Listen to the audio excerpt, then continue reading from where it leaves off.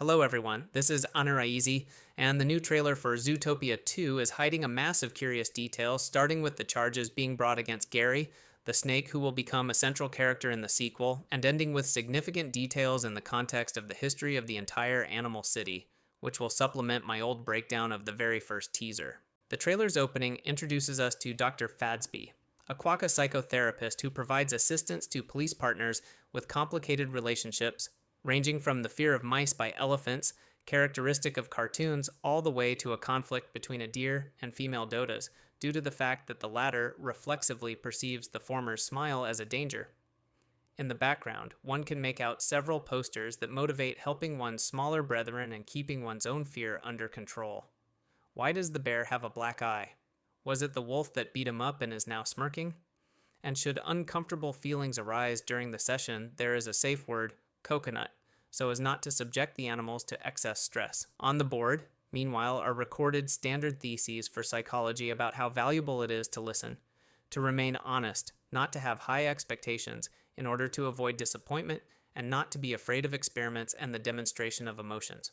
Right here we find out that Judy and Nick became partners only a week ago, and consequently, very little time has passed since the events of the first film, because at the finale, the fox had just completed his training and went out on his first day on the force to patrol the city with Judy. However, while the bunny approaches work with seriousness, Nick is not at all mature yet and acts as he did before, which exasperates such a stickler for the rules, Judy. And during the second film, they will have to learn mutual understanding and transform into even better partners than they were. Next, we are shown Captain Bogo's office, where in the background, one can now make out several fresh newspaper clippings, one of which bears the headline, Justice in the City. And in another, it's reported that the rhinoceros pictured in the photo received an appointment as chief of the 2nd Precinct, the northern one. Most likely we've already had the chance to see him in the teaser, and the chief feels pride in his achievements. Following this, Bogo informs Judy and Nick that if they botch this case too, he will grant them other partners.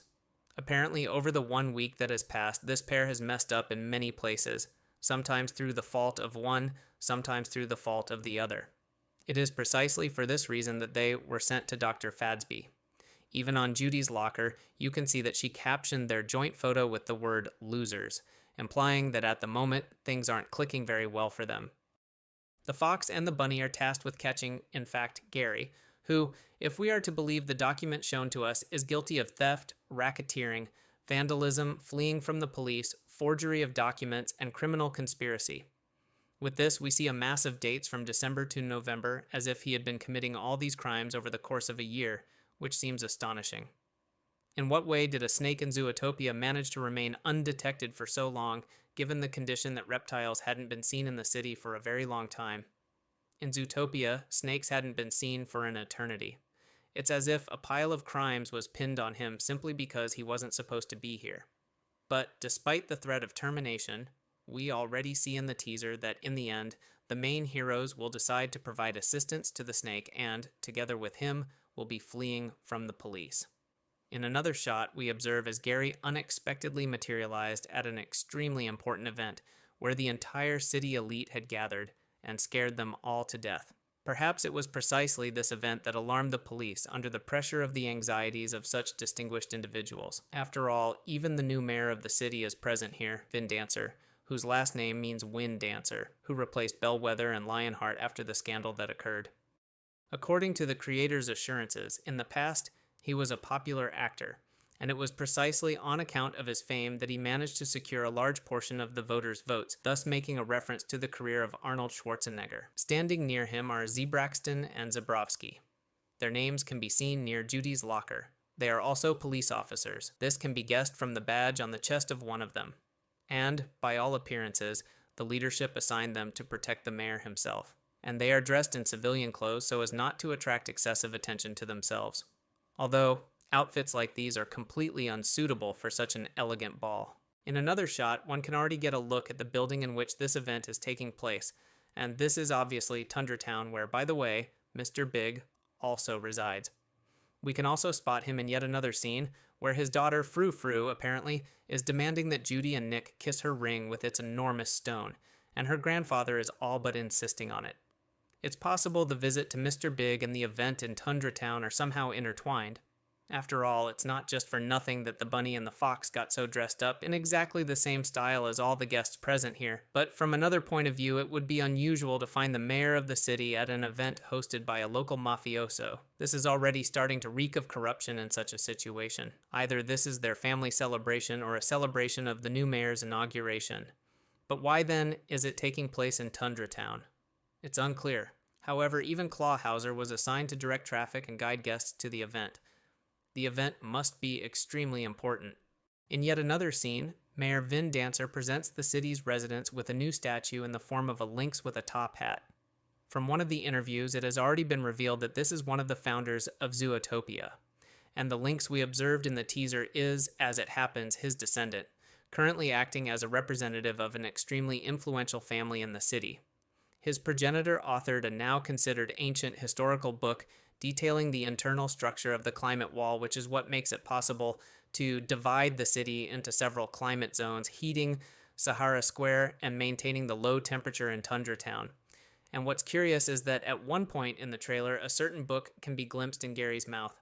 Yes, that very book, written by one of the founders of Zootopia, which, as has already been revealed, turned out to be at the epicenter of the whole scandal. But why would reptiles need a book that details the structure of the climate wall? What if the artificially organized climate zones provoked a negative reaction in the cold-blooded, and the mammals in the past simply drove out an entire other subspecies of animals from the city?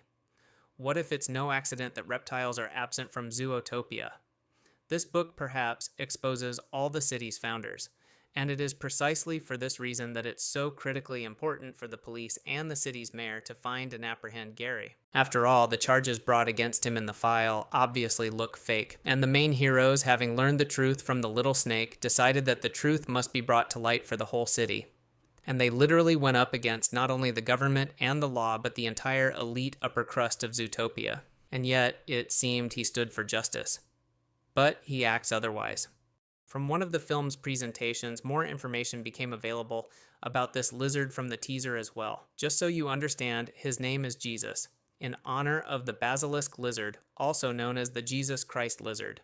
Named so because it possesses the ability to run on the surface of water for a short period of time.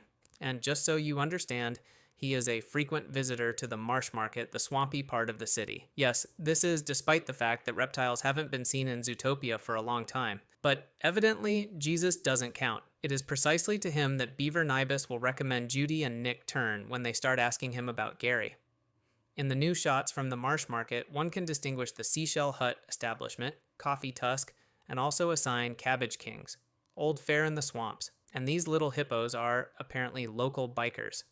Take a look, they even have identical jean jackets complete with a typical biker design in the center. On the back of one of them, meanwhile, they've tattooed dolphins, which one must assume will also show up in the sequel. Although small fish and bugs are not recognized as sentient species in the Zootopia universe, it is precisely them that the local predators use to satiate their hunger, which the creators, according to interviews, intend to fully explore in the second film. However, in the teaser and the trailer, we can already see seals and walruses, that is, aquatic mammals. And to them also belong dolphins and whales and orcas, which by the logic of things must also be a sentient species within the framework of the Zootopia universe. On one hand, it's unusual when everyone around is consuming those similar to you, but on the other hand, dolphins also feed on fish. In Zootopia 2, Gazelle, who is voiced by Shakira, will also appear once again. But not long ago, it was revealed that a joint composition by Shakira and Ed Sheeran awaits us, specially prepared for the sequel. And he too will surely show up in the film in the form of some little animal. And by all appearances, his likeness is being carefully hidden for now because neither in the trailer nor in the teaser is an animal singer yet glimpsed who resembles Ed Sheeran in any way. Can you imagine if he turns out to be that self-same mysterious villain in the cloak? Further, in the shot with the snack machine, one can distinguish several drinks with amusing brand names. Fuzzy Cola, Cala Cola, and a carrot soda, which is the very one that will accidentally punch through the wall. In the police precinct, there are also all sorts of motivational posters hanging, calling to fulfill one's duty, not to forget about training, and to crush bugs. And on the desktop of this little guy, you can see a sweet photograph of his tiny daughter. And so, what flustered the fans most of all? The strange inscriptions on Judy's and Nick's t-shirts in this particular episode. Don't worry. Keep hopping and foxy, Daddy. However, taking into account all the circumstances, that only a week has passed since the first film, and that they are currently having obvious difficulties in their relationship, even at work, they are obviously not a couple yet. Maybe they will become one by the finale of the second film, who knows? But at the current moment, the fans are undoubtedly just being teased, and most likely this will turn out to be just a little joke when the main characters, simply in a hurry, pulled on whatever was lying around and afterward will laugh at each other's text. Well then, for the time being, we will await fresh details about the film, and on that note, that is all for today. Don't miss the chance to leave a like and subscribe to the channel, and with you was Annie Raizi. Thank you for watching, and see you next time.